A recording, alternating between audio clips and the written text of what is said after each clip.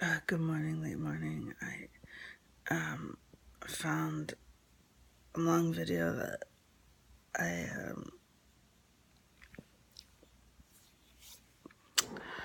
didn't erase, and so I was not able to record last night. So, video. So, I got a call from Bender and Benders with disability lawyers, and it's just kind of bitch. It's all paralegals that I communicate with, and this is the one with an Indian accent. Sometimes it's hard to understand. I understood her perfectly today, and she's a bitch.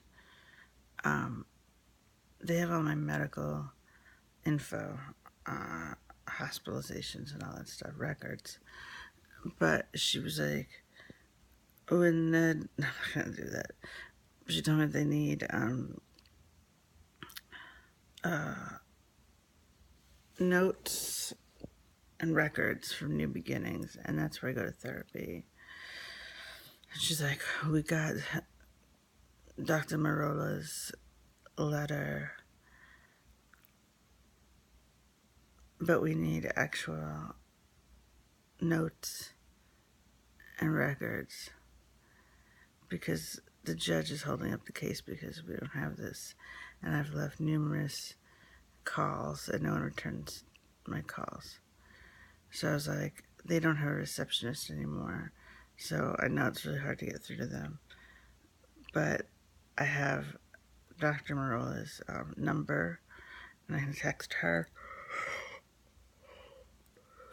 And then she gets back to me promptly. So I hung up. She was like, well, she just repeated herself. She's like, we need the blah, blah records in there. And I kind of had the impression, I don't know, something I read on the internet or something somebody told me, I don't remember, that the therapist stuff is held in way less regard than the doctor stuff. Because they want, like, medical diagnosis and hospital records and all that. They want medical stuff to show that I'm medically unable to work, I guess. And so I yawned out back.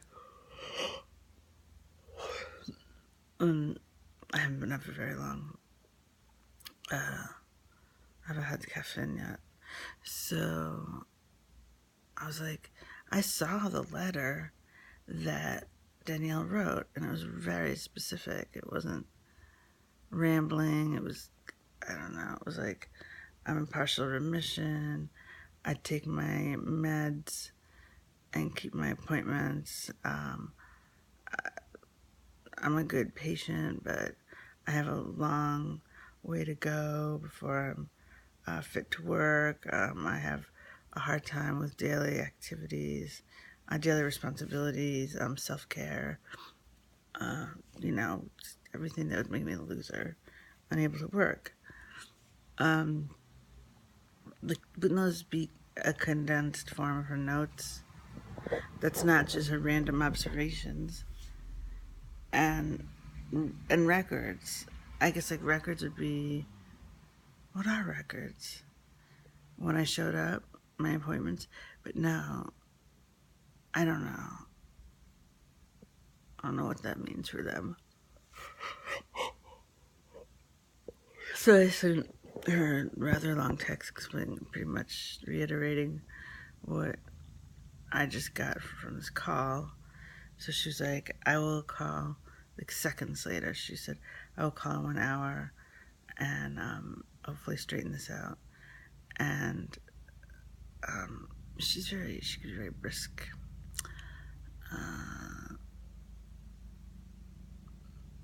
Won't back down kind of woman. So I feel good about her call. I'm so glad she got back to me so fast and is going to call. And I feel good about her as a person talking to them. How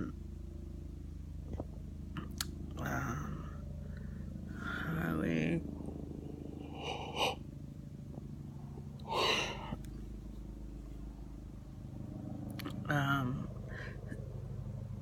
So I texted, well, she's like, I'll call back. I'll call him in an hour.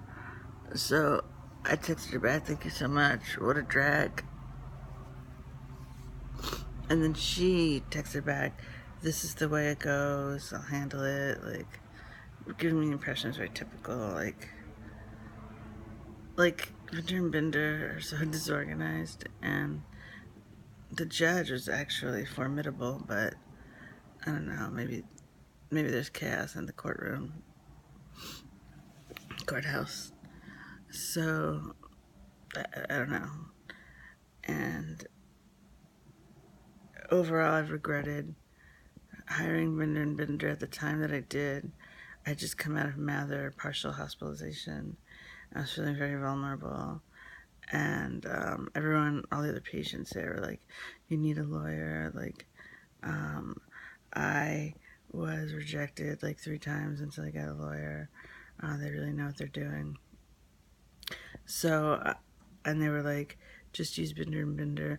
Like, you may have seen TV commercials, cheesy TV commercials by them. They're a national law firm and they're cheesy. They are.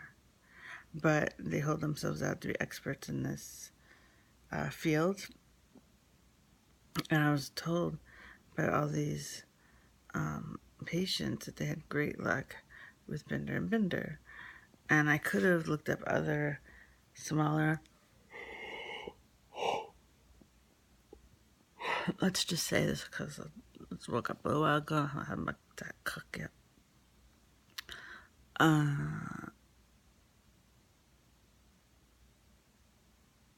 Could have looked up a smaller, classier firm, but whatever. I took the advice. This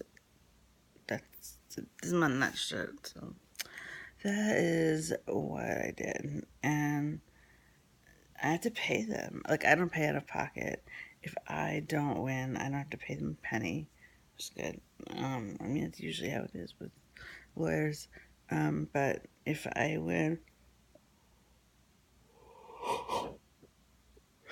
they take a chunk off the top of my winnings, and I don't know how much that'll be because I don't know how much I'll get. I don't remember what the percentage is. So that sucks because they've been really lame. Oh, like Paul and I have been like, oh my god, like why do we hire them? Because there's a lot of paperwork. The government, the SSDI, they send you form after form after form, and you fill them out and you send them back. And they want you to do things like get hospital records and send them to the SSDI. And it's definitely a pain in the ass.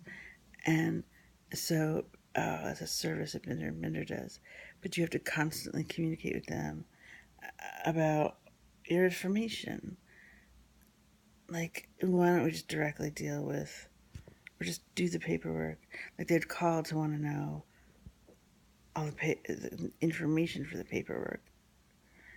The only thing is that the day of my actual hearing, it was scary being in a little courtroom, and it felt good to have a lawyer right there. We had never met before, but seemed prepared, knew all my case, so the drag. But I guess if this gets taken care of, I'll soon have my win or lose answer. I guess I just finished the Dorito story.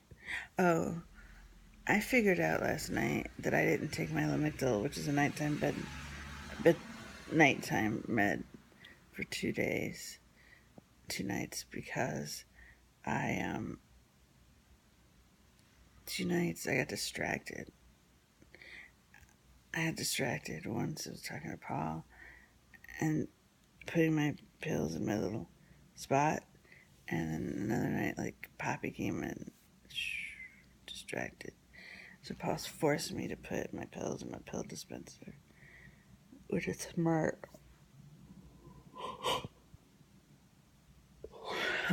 I mean, I must have been lazy and not doing that. Because you have to refill them every week on Saturdays. So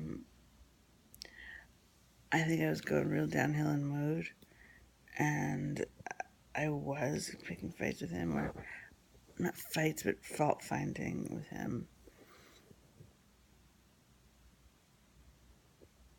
I don't know if that's, I'm sure that was uncomfortable for him, but he was still being a dick, and I can't figure it out. Like, was it more me or more him? Because I was like crying and stuff. Like, it wasn't like I was just this aggressive in his face. So, I mean, yeah. Okay, I don't know. I don't know. The Doritos is that he, earlier in the week, he bought a big bag, and at night he would munch on them while we watch our Dark Shadows, and I never wanted any. And I guess after he ate the bag in 3 days, a big bag, and I asked him to bring some to the um, beach with sandwiches, and I thought he said okay. And then we got to the beach, and I was like, where are the Doritos? And he was like, oh, I forgot them. Or no, there aren't any. I ate them. I was really bummed. But they have a snack bar, and they had little bags of Doritos. And Poppy wanted one, so I gave her the first one, and she started munching on them. And I was like, oh, I'm so generous. But then I was like alarmed, and I looked in the bag. I was like, hardly any left. And I showed the bag to Pop, and I was like, look what she did. And he was like, that should be enough for you. And I was like, it's not enough for me. The bag would be enough for me. It's like a little snack bag. I felt so like he was shaming me. And I was annoyed that I said to Poppy, I was like, I shared with you, but you've eaten almost the whole bag. And she was just like, I like them. The snack bar was closed at this point. And I started to feel really tragic, misunderstood, alone in this world, uh, bereft.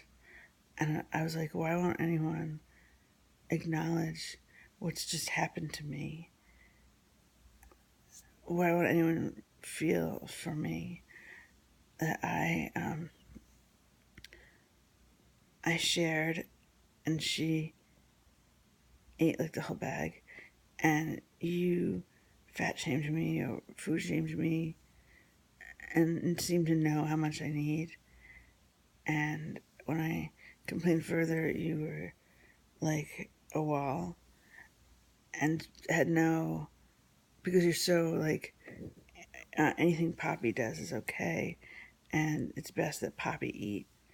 And Poppy didn't do anything wrong. I don't think Poppy intentionally did anything wrong, but the results of what she did are, I don't have Doritos, and I've been wanting Doritos like since like hours ago, and the the only thing I was like, you ate the whole huge bag, and then I can't even have the little bag because Poppy ate the whole thing, and you don't even acknowledge that there's like 3 chips left, 5 chips, and you're telling me it should be good enough for me, and he wouldn't. He just looked at me like I was so upset. Later in the night, after he got stoned, I brought it up again, and he was more apologetic, sympathetic. So I guess it's good. And we fought more about um, surveillance and microphones. He doesn't believe that anyone's listening to me via microphone.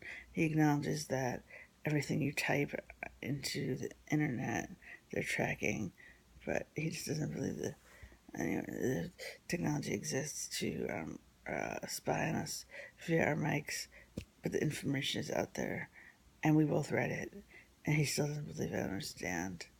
So, 1434, gotta go. Yes, you can visit on the 18th, and I want to know more about your trip on the Northeast coast. I'd love to know more about that.